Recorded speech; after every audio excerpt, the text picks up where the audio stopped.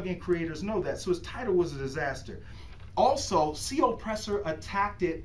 SEOpressor and WordPress SEOology and Yoast attacked SEO from the assumption that people who buy it will have a basic knowledge of SEO, and that is almost never true. Okay, this is how you get 100% on your score. Okay, he showed a few methods to drive it up, to drive your score up.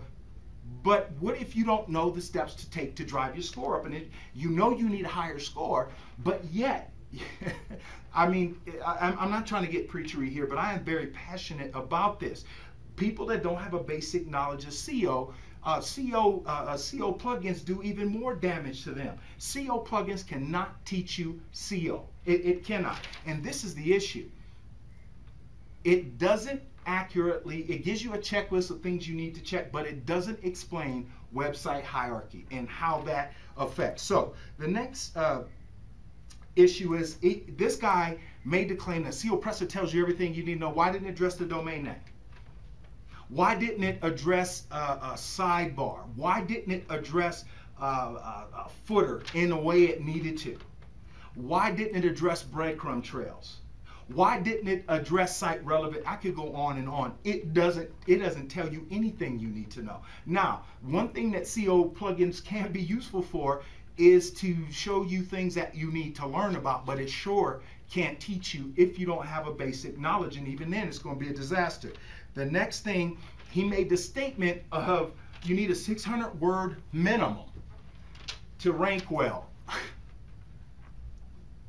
Who said that? Who said that? And folks, over the years, yes, Google awards content. Search engines award optimized content and properly SEO optimized websites. Let's put it that way.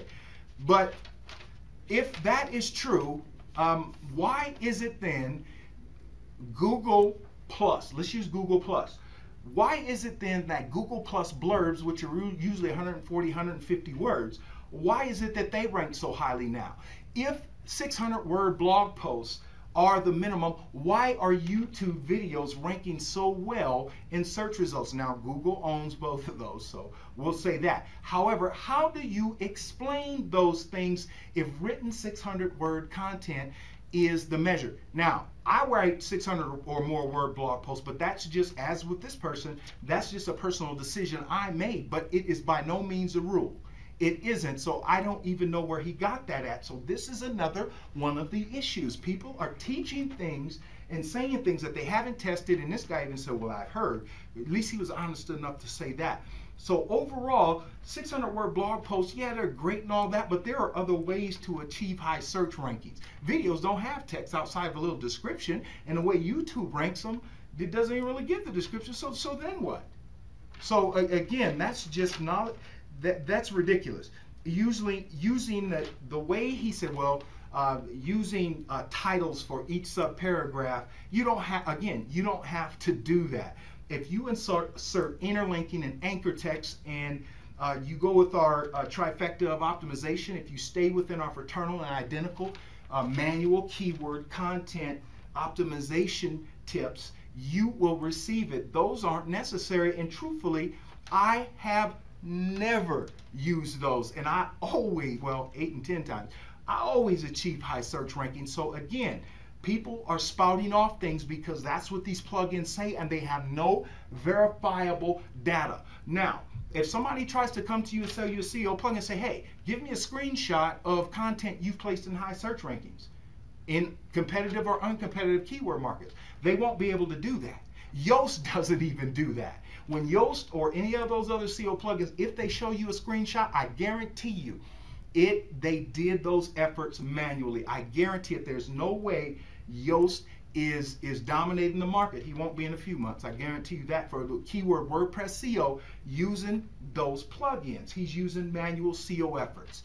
So just a few more things in this session. Anchor text and interlinking, we discussed that. So, without a working knowledge of SEO, which you all have now, but when you came to us and we fixed your sites, you didn't. How are those plugins going to help? That's the question. The fact is they don't help. So we gave you the folks. We gave you the PowerPoint right here. We gave you the PowerPoint. It's right in front of you. Be sure to rewind this and watch what we said about WordPress Theology, the clip, and what we said about the CO presser also, so you can understand exactly what we are talking about. Now, there were numerous other issues with both presentations. However, we just wanted to point some things out that if you don't have a working knowledge of CO, it's no good to you. It's no good at all. So in our next session, we are going to go with the WordPress Yoast plugin. Now, with that, Yoast has a very what would be called a robust plugin because it gives you more information than the rest of them. However, there are key things missing that will hurt you if you do not know it. And so we're going to give a lot more attention to detail to the Yoast plugin than we did these other two. And from a so-called plugin standpoint, Yoast is the creme de la creme.